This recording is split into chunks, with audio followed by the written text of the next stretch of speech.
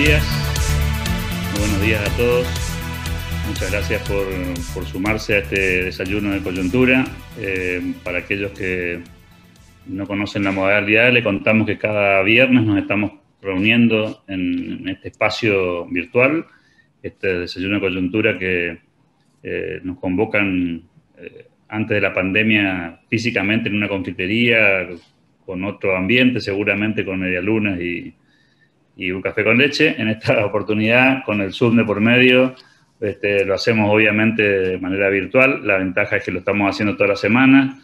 En el día de hoy nos vamos a ocupar de un tema que nos pareció que está muy instalado en la coyuntura, a pesar de las fiestas, de las fechas de fin de año, de los temas vinculados al coronavirus, porque claro, se viene planteando la posibilidad de suspender la aplicación de las primarias abiertas, simultáneas y obligatorias, las conocidas como PASO en la jerga electoral, y esto ha abierto un debate muy interesante respecto a esta herramienta, la oportunidad de usarla, y en ese sentido decidimos convocar a Marcos Medina, que es profesor universitario, que es un conocedor del sistema político, que conoce por lo académico, pero también por lo práctico esta dinámica, para que nos ayude a entender un poco qué está pasando con el tema de las PASO, un poco sus antecedentes, que cuando fue utilizada en otras oportunidades, y también algunos seguramente intentos de suspenderla en el pasado que eventualmente no prosperaron. ¿Qué podría pasar ahora en la elección del 2021 con esta herramienta? Así que, Marcos Medina, gracias por aceptar la invitación. Esperemos que se nos vayan sumando algunos amigos. La semana pasada tuvimos más de 30 personas en el desayuno. Los temas políticos suelen ser tal vez no tan convocantes como otros, pero nos interesa siempre debatir, además que vamos grabando este tipo de encuentros y el canal de YouTube hace su parte. Así que, Marcos, gracias por aceptar la convocatoria, y en la dinámica esta escuchamos su presentación primero para luego abrir un intercambio con los amigos. Bueno, buenos días, muchas gracias por la invitación, Alberto, a las autoridades del club. Básicamente el tema que nos convoca lo quisiera plantear de la siguiente manera: hacer una breve presentación para ubicarlo en el contexto de la poliarquía y de los sistemas electorales. Después haría un análisis sobre las formas de elección de candidatos, para finalmente ocuparme del pasado, el presente y el futuro, como lo habían planteado, de las primarias abiertas, simultáneas y obligatorias. Y finalmente quiero plantear, más que conclusiones, algunos interrogantes.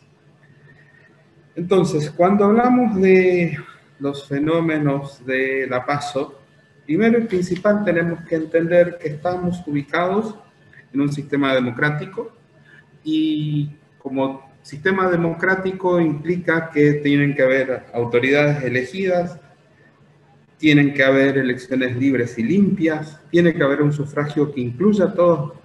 Estos son los elementos que nos propone DAL, pero también tiene que estar presente el derecho a intentar ser elegido. El derecho a intentar ser elegido es como uno de los puntos medulares de las democracias, y es una de las dinámicas más interesantes que permite la renovación de autoridades. Si hay muchos límites en ese derecho a intentar ser elegido, todas las declamaciones de que haya una elección limpia, que las autoridades elijan y demás, van a quedar en agua de borraja. Entonces, este derecho de intentar ser elegido, como les había dicho, una de las piedras angulares del sistema democrático, puede estar limitado por el sistema electoral. Volvemos a hablar de sistema. No estamos hablando, si bien las PASO es un punto, un elemento de todo un sistema, de la elección, no se puede entender en forma aislada, sino que es parte de un sistema. Ese sistema comienza, como diría Molinelli, con distintos elementos, con un primer escalafón que es cómo se eligen los candidatos. El segundo escalafón va a estar ligado a las formas de candidaturas y votos. El tercer escalafón, o el tercer elemento, la idea del distrito, la magnitud del distrito, la idea del umbral, que suele ser complejo y es discutible, y después las fórmulas electorales, cómo traducimos los votos en bancas. Entonces, ubicándonos en esta idea que vuelvo a repetir, ¿cómo se entiende esto? Esto es el Zoom en vivo con animales sueltos, digamos. ¿Cómo se entiende esta idea de el derecho a intentar ser elegido con las formas en que elegimos los candidatos y ese elemento de cómo estaría compuesto o cómo se presentan estas candidaturas a la sociedad? Es el meollo que estamos discutiendo hoy. Entonces, ¿cómo han definido tradicionalmente los partidos las formas de elegir candidatos? ¿Qué límites le han puesto los partidos políticos a ese derecho a intentar ser elegido? En principio, teníamos que distinguir dos sistemas electorales, aquellos sistemas electorales que ponen el acento en el monopolio de los partidos políticos a la hora de elegir los candidatos a cargos, y aquellos sistemas electorales que dejan a la ciudadanía, es el que cada cual que decida ser candidato se pueda presentar, buscar los avales, sin la necesidad de un apoyo de un partido político detrás. Eso, tenemos sistemas tan amplios como que yo me voy a la peatonal, pongo una silla y empiezo a buscar firmas. Si consigo los avales suficientes, inscribo mi candidatura. O este modelo que está mediado por partidos políticos. En el sistema argentino, después de la reforma, no era muy claro antes de la reforma constitucional de 1994. Inclusive tenemos el ejemplo de un conciudadano nuestro, compoblano nuestro, el doctor Ríos, que intentó ser candidato y fuera de un partido político, y la Corte Interamericana de Derechos Humanos le dijo que no, que los países son los que definen, las legislaciones son las que definen la forma de candidatura, y entonces, señor Ríos, búsquese un partido político y compita en elecciones. Después de la reforma constitucional de 1994, esto no es materia de discusión. En Argentina son los partidos políticos los que tienen el monopolio de la presentación de candidatos a elecciones. Y aquí tenemos quizás el meollo, o quizás el problema más importante de nuestro sistema político que repercute en nuestro sistema electoral. Entonces, los partidos políticos han sido incapaces a lo largo de, pongamos, el periodo democrático, para no ir más atrás, han sido incapaces de establecer unos mecanismos que permitan la plena vigencia del derecho a intentar ser elegido, que es la preocupación de fondo. Distintas modalidades. Cuando nosotros superamos esta primera presentación, esta primera barrera, son los partidos, son los ciudadanos quienes eligen candidatos, decimos son los partidos. Pasamos a cómo eligen los partidos sus candidatos. Y aquí vamos a encontrarnos con una variedad bastante interesante de estos procesos de elección de candidatos, que va desde la inclusión de los ciudadanos hasta su extrema exclusión. Vamos a empezar con la extrema exclusión y voy a traer a la memoria un ejemplo histórico, así no herimos susceptibilidades. En México, el presidente saliente tenía algo que se llamaba la potestad del dedazo. ¿Qué significaba el dedazo? La designación del candidato a presidente por el PRI, que se garantizaba dos cuestiones: impunidad para sí, y tenía que garantizar que desaparecía del sistema político o del juego político. Esto le ha funcionado a los mexicanos y ha sido una constante. Es decir, el presidente elige el candidato a presidente. Y quizás ahí se definía la elección en México. Otra forma es que un grupo de líderes del partido se reúnan, poquitos, y elijan los candidatos. Ahí vamos a ir incluyendo a las convenciones, sean convenciones locales, sean convenciones provinciales, sean convenciones nacionales, que elaboran listas de candidatos. Va a haber una pequeña, es decir, Los afiliados elegirían los convencionales y los convencionales elegirían a sus candidatos. Ese es el modelo que tiene el Partido Radical, por ejemplo. Y un paso más incluyente es la idea de las internas. Las internas a definir quién es el candidato. El modelo de Estados Unidos, independientemente de que es un modelo de convención, digamos, un modelo indirecto, eligen a los representantes que van a ir a la convención, pero son elecciones internas donde la gente vota. Y finalmente este modelo de internas obligatorias, internas abiertas, simultáneas y obligatorias, que implican que todos los ciudadanos participemos de la interna de los partidos políticos y definamos a los partidos, a los candidatos de ellos.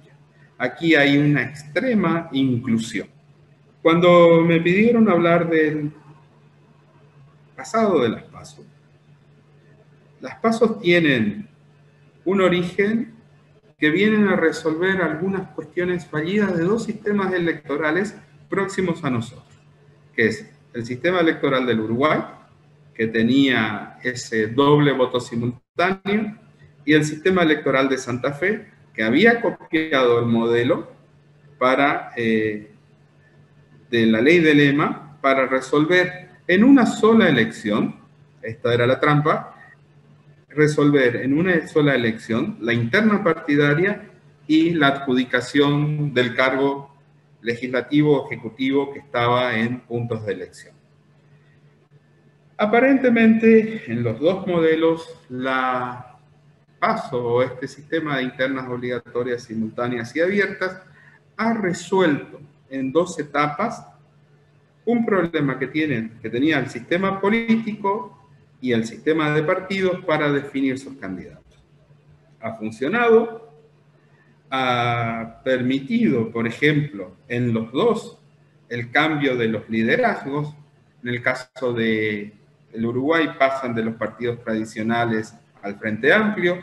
En el caso de Santa Fe van a pasar desde el peronismo, que venía con problemas de su sistema electoral 3 elecciones seguidas, a la idea del Frente Cívico y Social, creo que se llamaba, ese frente que integraba socialistas y radicales. Pensando en ese pasado y en lo bien que le va, creo que el peronismo se enamoró, estamos hablando de pasados ahora, se enamoró de la herramienta en tanto y en cuanto permitía resolver sus tribus. Ahora sí voy a herir susceptibilidades. Yo era demasiado pequeño la última vez que el peronismo definió su candidato a presidente en una interna, que es la que todos recordamos, esa elección Menem-Cafiero.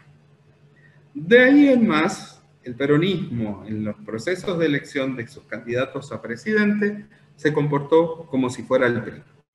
Ha sido muy prevalente la idea del dedazo y ha sido constante. Es decir, si ustedes ven Menem-Cafiero como la última gran interna del peronismo, nosotros tenemos Duhalde que se señala a sí mismo, Duhalde que se llama Kirchner, Kirchner que señala a Cristina, Cristina que se señala a sí mismo, Cristina que señala a Scioli, Cristina que señala a Alberto. Qué poderoso que es el dedo de Cristina, digamos. A conclusiones...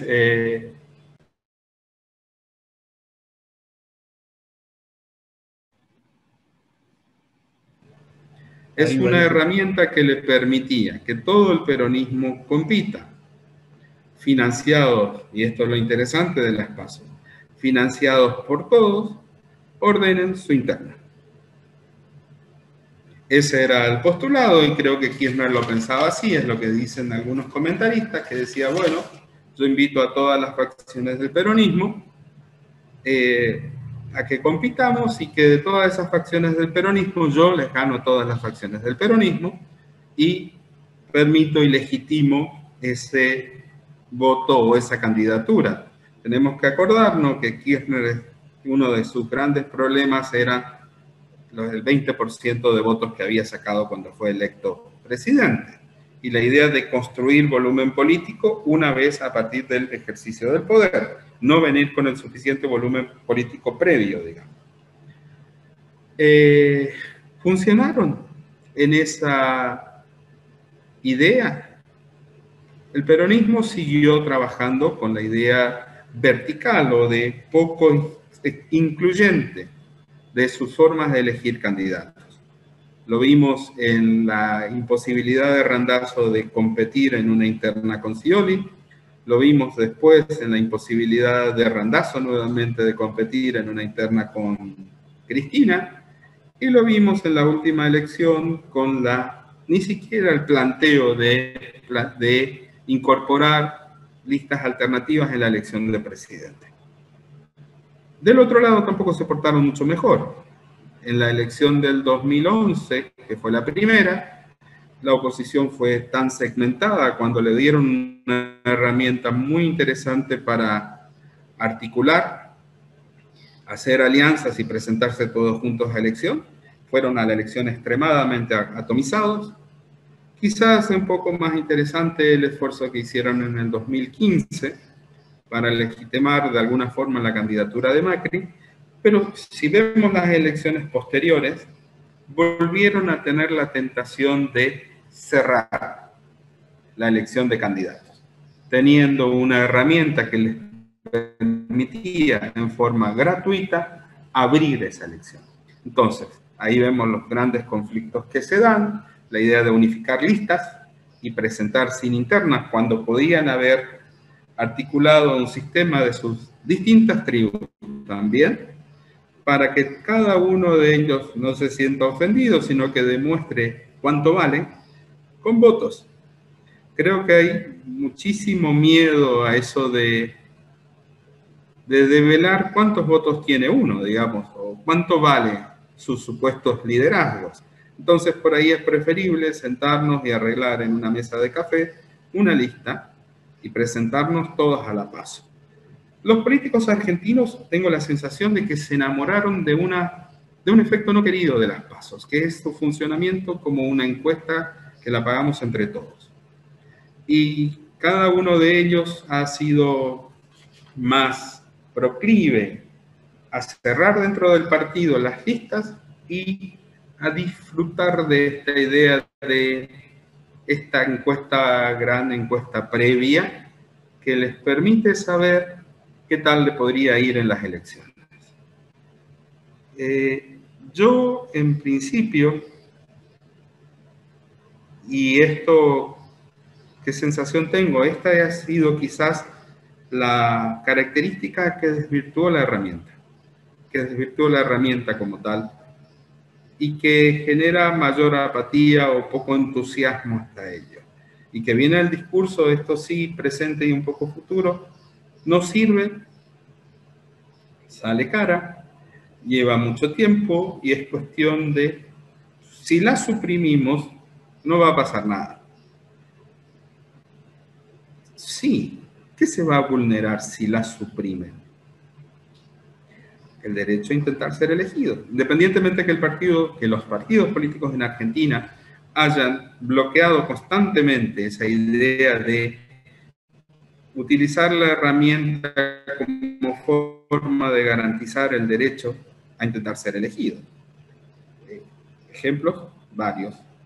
El último, quizás la interna de Juntos por el Cambio en Córdoba se hubiese resuelto de manera distinta. Quizás la interna aquí en el peronismo de las elecciones de listas del año pasado se hubiesen resuelto de formas distintas. Entonces,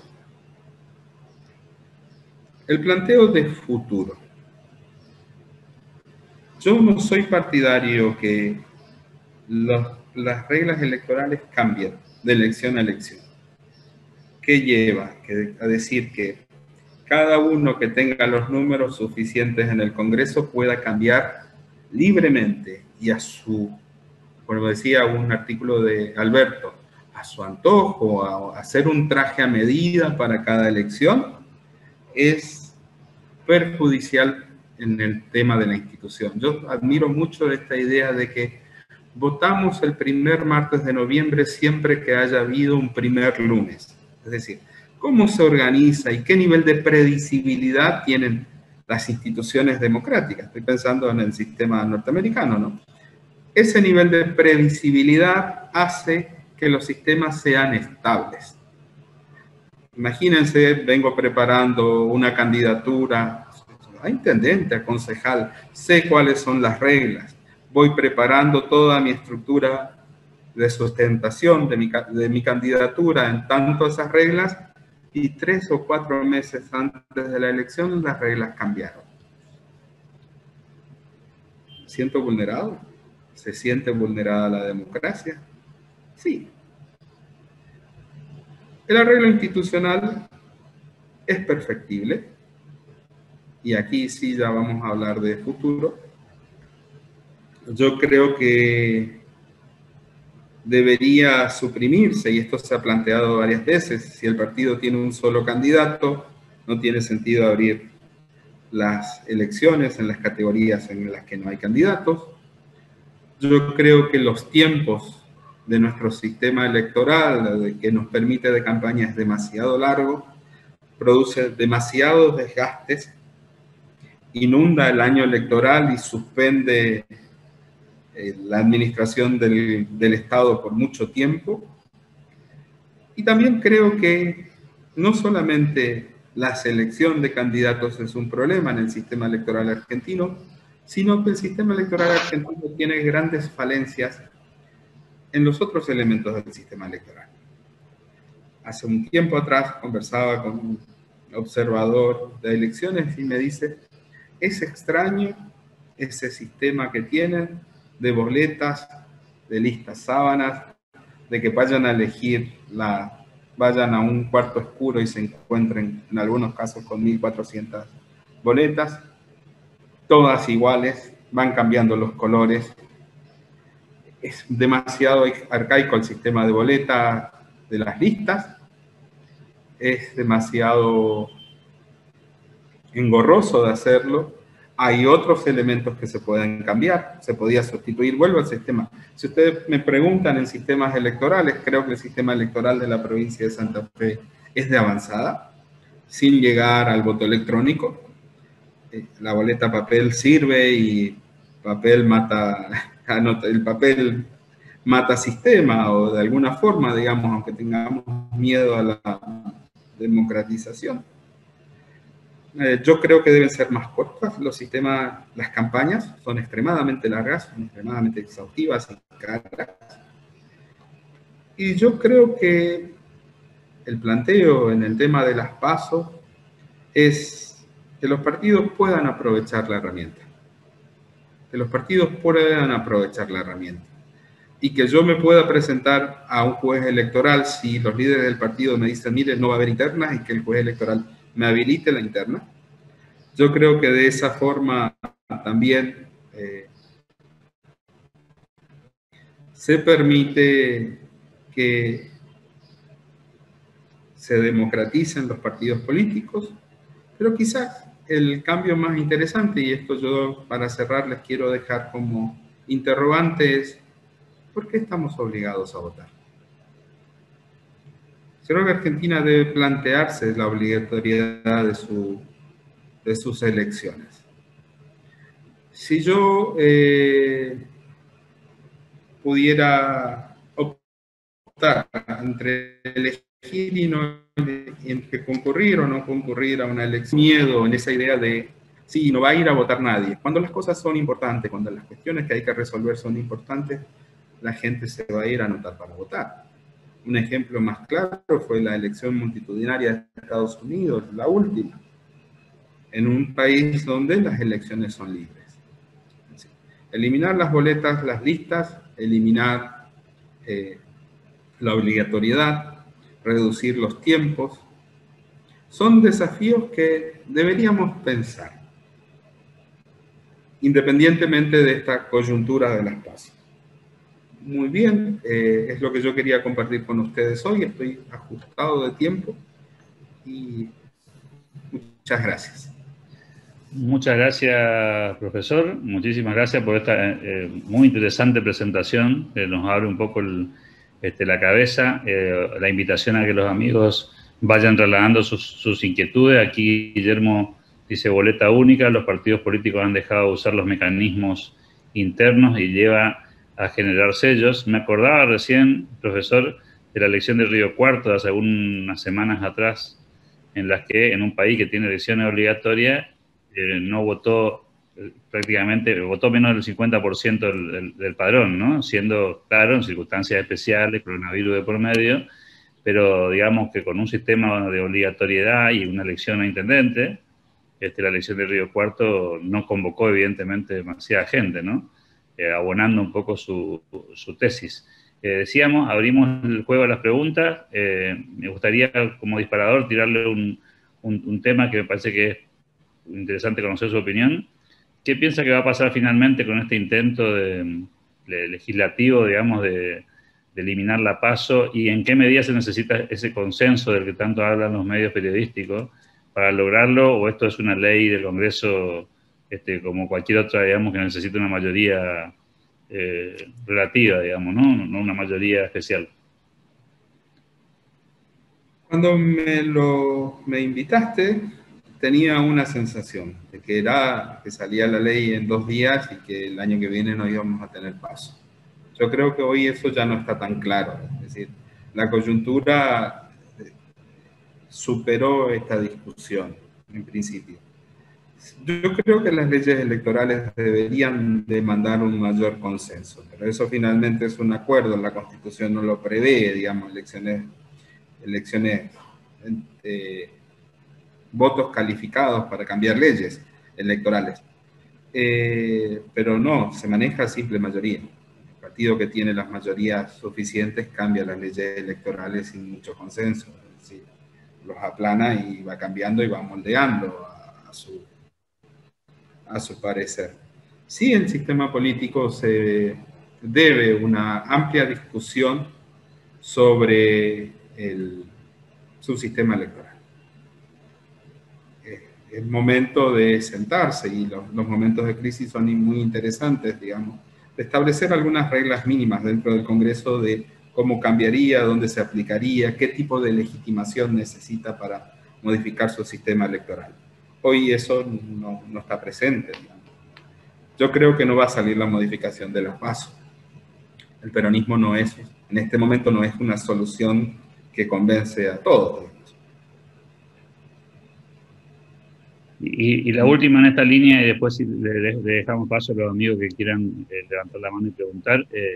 ¿Es cierto que necesitan resolverlo dentro del curso del año previo a la elección? ¿O esto no es tan exactamente así? ¿Podrían hacer alguna modificación durante el año? Se podría resolver antes de que comience el calendario. El calendario creo que está previsto para abril, que es donde arrancan las inscripciones de listas de calendario electoral desde abril, así que una ley puede suspenderla antes que eso comience. Está presupuestado, está un calendario aprobado por la Cámara Electoral, pero yo creo que no va a prosperar. No va a prosperar. Esa sensación tengo hoy, digamos. En este país no hay largo plazo, pero sin embargo todo cambia para que nada cambie, digamos. Sí. Es curioso. Cambia muy rápido, pero nada cambia. Esa sensación tengo y hace mucho. Buen punto. ¿Alguno de los participantes que quiera volcar su pregunta en el chat o a viva voz? Planteando alguna inquietud al profesor. Ahí, el ingeniero Albino. Buen día para todos. Buen día, profesor Medina, ¿cómo le va? Buen día, ¿cómo está? Un punto que para mí es muy importante.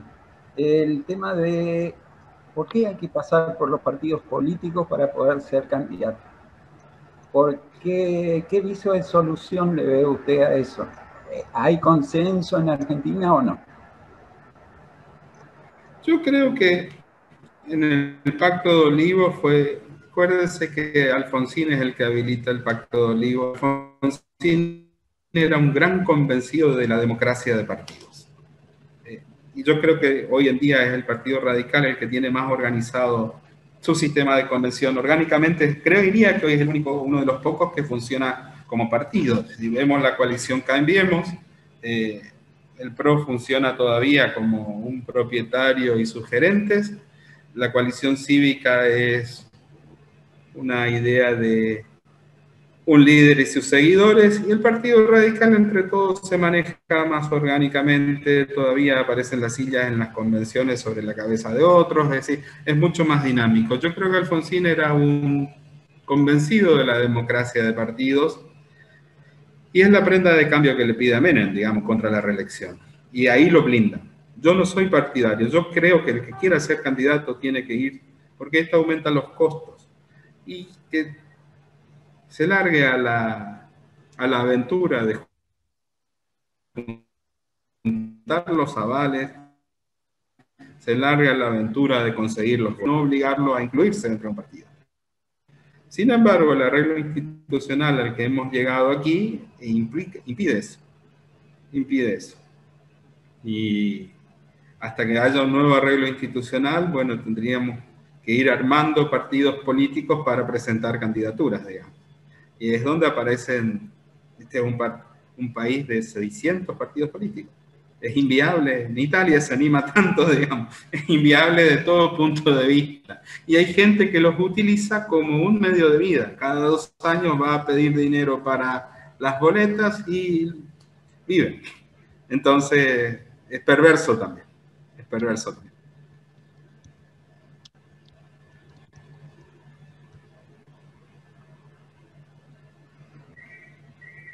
Muchas gracias, profesor. A ver si alguien más, que ahí el doctor Sagula levanta la mano. Edgardo, te escuchamos. Buen día, doctor Medina, ¿cómo te va? En este contexto de la pregunta del ingeniero Arduino, claramente estamos viviendo una época en donde los partidos políticos, como bien decía usted, casi se manejan como una empresa con un orden jerárquico.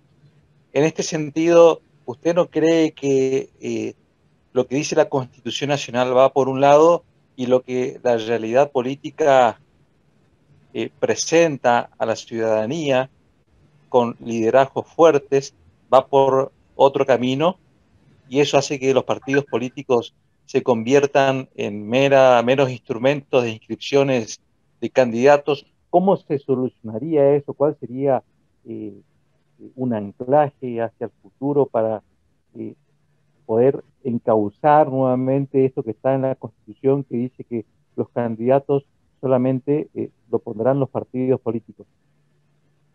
Sí, hay quizás, yo ahora estoy trabajando un poco la idea de la transición democrática y los arreglos institucionales en el NEA, y uno habla con gente mayor que integró partidos políticos en los 80, que ahora son mayores, digamos, pero en ese momento era joven, y siempre te hablaba que los partidos políticos han sido demasiado dinámicos. Es decir, por ahí la Constitución pensó un sistema como se hace en Argentina, siempre legislamos con el retrovisor. Yo creo que Alfonsín tenía su idea de la democracia alfonsinista, digamos, de los partidos políticos en el año 83, y cuando se legisla esto, esos partidos políticos ya no existían. Entonces, los puede reencauzar, pueden los partidos volver a enamorar, puede la gente querer afiliarse nuevamente. Hay muchas dudas, digamos, es otra sociedad, ha cambiado mucho, y quizás esto que plantearon hoy, lo de Río Cuarto, es decir, a mí ya no me interesa la política. En un contexto de voto obligatorio que vote el 40%, ¿qué quiere decir? Que la política le da igual. Hasta que eso no sea así, es decir, quizás no sea un problema de la Constitución, quizás sea un problema de la sociedad, y quizás sea un problema de cuánto la sociedad se quiere apropiar del espacio público. Si la sociedad está tan cómoda en el espacio privado, claramente los partidos políticos se van a mover como siempre se han movido, digamos, como élites de hierro, como una dictadura de las élites. Entonces, eso va a seguir así hasta que la sociedad se despierte. La sociedad tiene momentos en que le interesa el espacio público y momentos en que se retira del espacio público. creo que esta crisis va a dar lugar a un momento de reinserción de los ciudadanos en el espacio público. Vuelvo a poner el ejemplo de la elección de Estados Unidos. No puede ser que un presidente tenga 80 millones de votos en un contexto de elección de pandemia y en un contexto de voto voluntario. Pero no nos quedemos atrás. No es que Biden saca 80 millones de votos. Trump saca 76 millones de votos. Es decir, estamos hablando de una sociedad extremadamente movilizada o interpelada desde el sistema político. Yo creo que en algún momento la sociedad va a volver a ser interpelada y a lo mejor se va a incorporar a distintas formas de participación política que no son los partidos. Aparecerán nuevos partidos, aparecerán alianzas, depende de la plasticidad que tenga el sistema, digamos. Pero hoy efectivamente funciona así. Los partidos políticos son cotos muy cerrados, de una persona, de dos personas, o de un grupo de personas, y que van rotando y que hay un proceso de fuerte exclusión de los ciudadanos desde los procesos de elección de candidatos o de los procesos de toma de decisión de los partidos.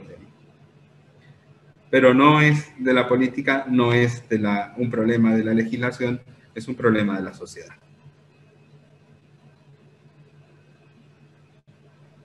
Muy bien. ¿Alguna persona más que nos quiera plantear una inquietud? Yo tengo una más para plantearle al profesor, pero si hay otro interlocutor, me gustaría que le diéramos prioridad. En realidad mi consulta es una lectura menos académica y más política, probablemente, profesores, quiénes ganan y quiénes pierden con una eventual suspensión en el 2021. En el 2000, las suspensiones siempre, es decir, el tema de controlar la PASO siempre es un interés del oficialismo. Sí, cualquier oficialismo va a buscar de alguna manera controlar el proceso de candidatos. Claramente está pensada y el proceso viene desde una iniciativa de los gobernadores, digamos, de los legislativos, desde los oficialismos. Si lo viéramos así, sería un golpe de gracia si se suspendiera, el que más va a sufrir va a ser Juntos por el Cambio. Juntos por el Cambio tiene un debate político muy intenso entre sus distintas líneas. Inclusive ellos, siendo oficialismo, quisieron suspenderlos. Ellos inclusive no lo supieron utilizar siendo oficialismo. Podían haber resuelto de otras maneras sus diferencias, mucho más sencillo, es decir, cuánto valen, cuántos votos tenés y cuánto vale tu candidatura. Pero es una decisión que los oficialismos son reacios a enfrentar, digamos. También puede generar problemas en la cámpora.